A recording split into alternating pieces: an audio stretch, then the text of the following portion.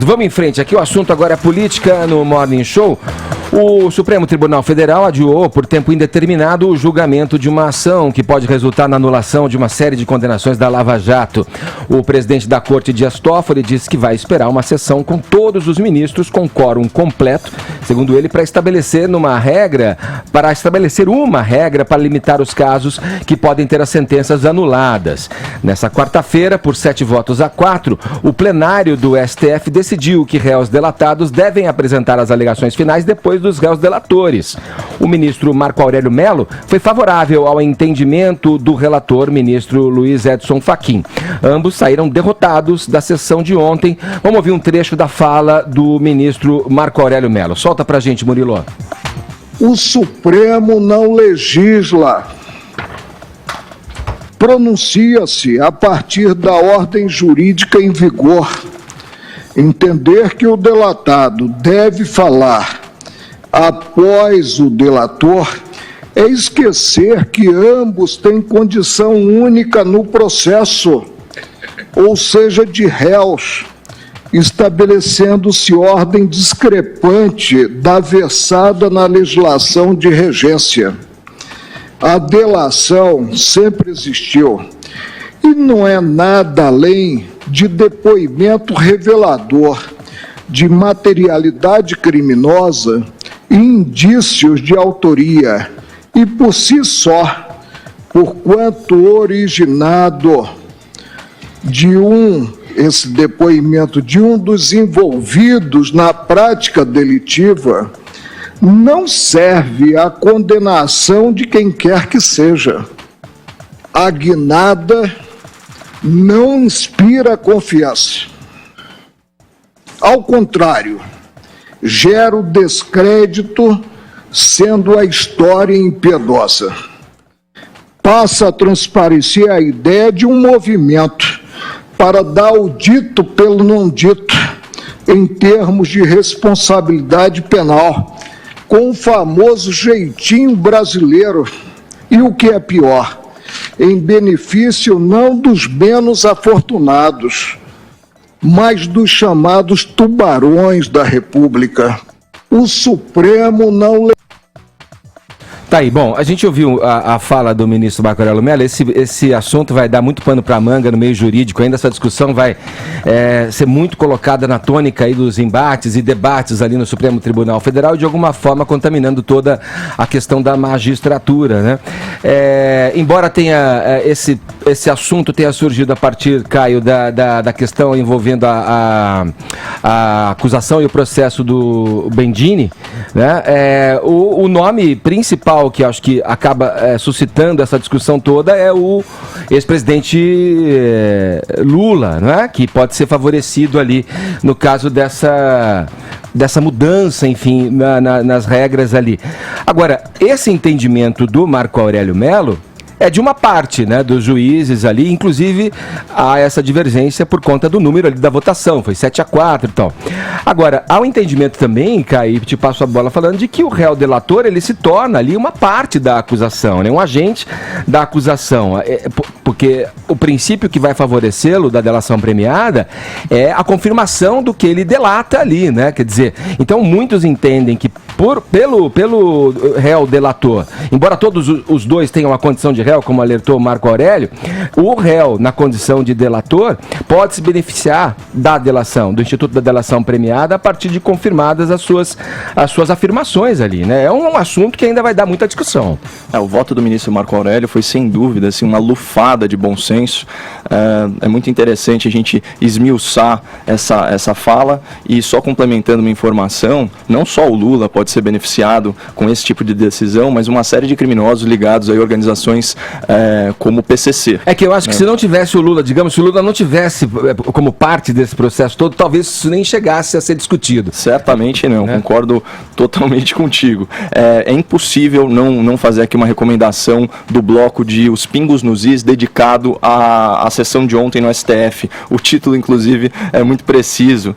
Abre aspas, o dia em que Marco Aurélio desmoralizou Toffoli. Toffoli. Toffoli, ex-advogado petista, né, que não teve êxito em concursos para a magistratura, mas mesmo assim foi alçado à condição de ministro, ainda muito jovem, por Luiz Inácio Lula da Silva, à época presidente, atualmente presidiário. Num julgamento em que o nosso chefe de jornalismo, o Felipe Moura Brasil, caracterizou como um show de cinismo, o Marco Aurélio teve aí o seu lampejo, né, de sensatez para lavar a nossa alma. Mas aqui a gente já tem que antecipar uma crítica. A gente tem que lembrar que esse é o Marco Aurélio que, numa canetada monocrática, desejou soltar aí dezenas de milhares de criminosos condenados, mas sem sentença transitada em julgado. É o mesmo Marco Aurélio que, em entrevista à Rede Globo, afirmou que não prender condenados em segunda instância era, abre aspas, homenagear a Constituição. Feita essa ressalva, né, a gente pode seguir, e não é à toa, né, que o professor Augusto Nunes comentou o seguinte sobre a fala do Marco Aurélio, abre aspas,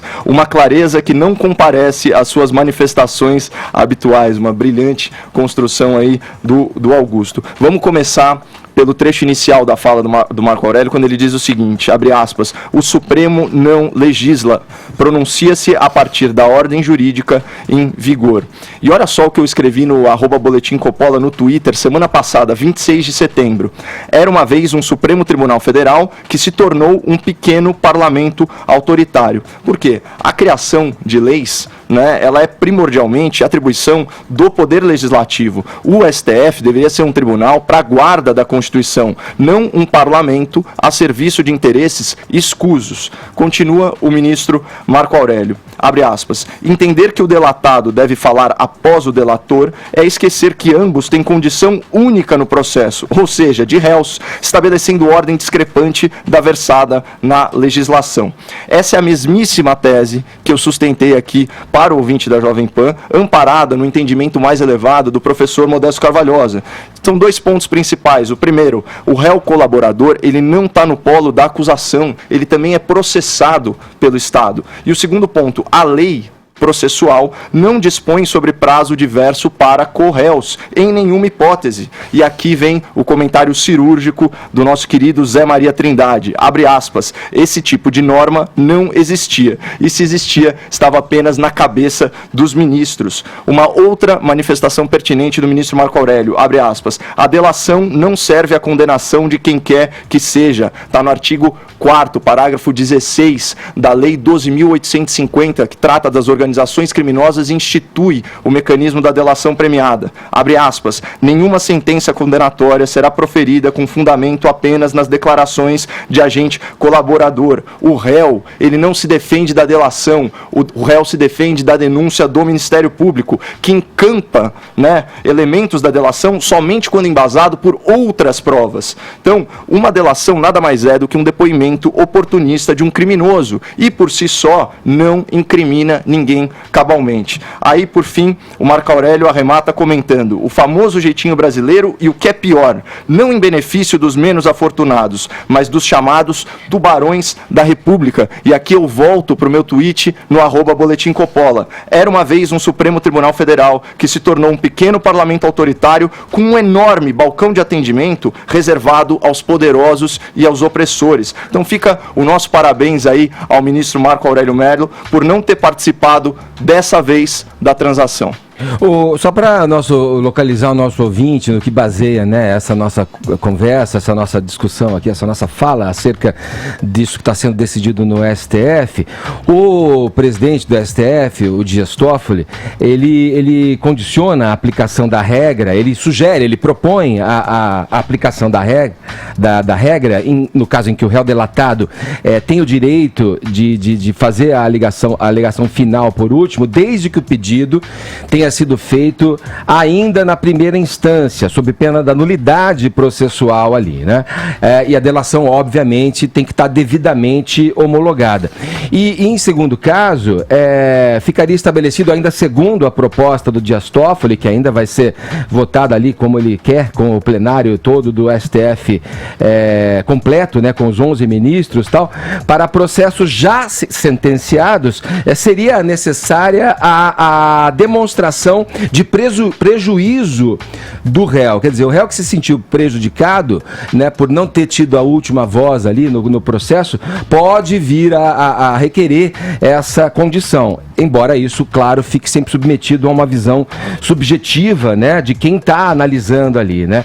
Essa decisão, se sacramentada, não, em tese, não beneficiaria o ex-presidente Lula no caso do triplex do Guarujá, porque não havia nenhum réu ali com um acordo de delação premiado homologado pela Justiça à época da condenação em primeira instância. É bom que se saiba disso. E no caso do sítio de Atibaia, aí sim, talvez teria uma questão que poderia beneficiar o réu condenado, o ex-presidente Lula, porque foi feito um pedido, uma solicitação à juíza Gabriela Hart para que a defesa se manifestasse depois dos réus delatores, os da Odebrecht, para sintonizar, para situar o ouvinte aí. A juíza negou nesse caso. Vamos a Brasília, vamos lá na capital federal, ouvir Zé Maria Trindade, que tem detalhes sobre a sessão de ontem no STF. Bom dia, Zé.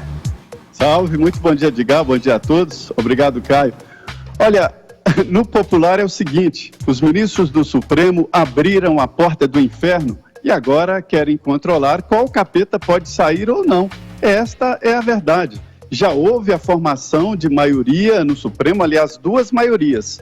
A primeira, de elaborar uma súmula, né, com aplicação geral, ou repercussão geral, como se chama juridicamente. Isso aí já houve uma maioria de que o Supremo deve definir uma norma. E a outra maioria é de anulação de sentenças e de processos, e até de forma retroativa. O segundo caso foi aprovado pelo plenário do Supremo.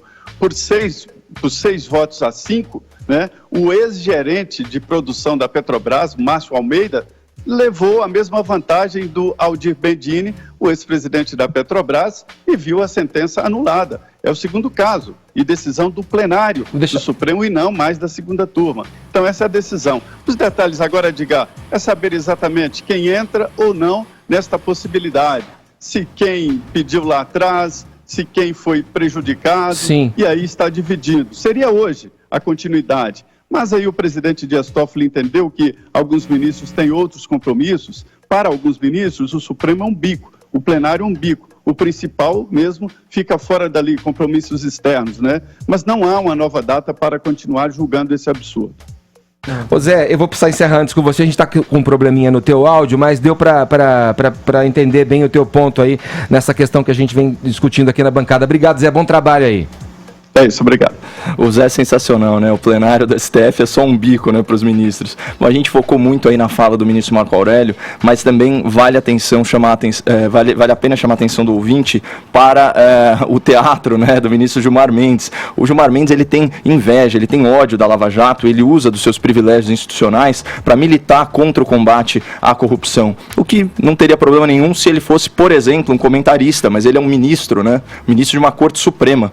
E quando a gente assiste ao Gilmar Mendes espernear histérico e destilar aí todo o seu ódio contra a Lava Jato, parece mais que a gente está assistindo o da coisa.